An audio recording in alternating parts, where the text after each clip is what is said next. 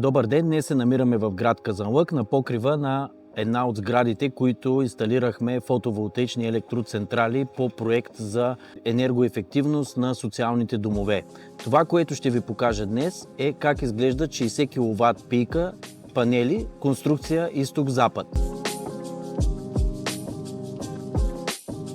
Преди малко минах през масата, която е около 20 кВт пийка, а тук зад мен се намират останалите 20 кВт пийка от тази електроцентрала, която е 60 кВт пийка.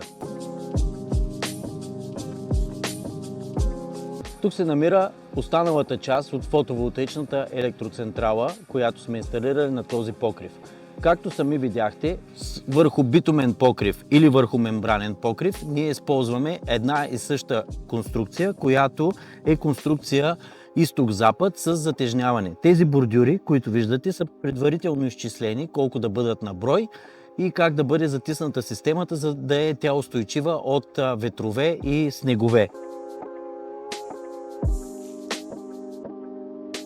Ако и вие желаете такава електроцентрала на вашия бизнес, с която да спестявате от месечните си сметки за електроенергия и да оптимизирате разходите си, не се колебайте да се свържете с нас, фирма Interpower. За повече информация може да разгледате нашите сайтове interpower.eu или solar.bg.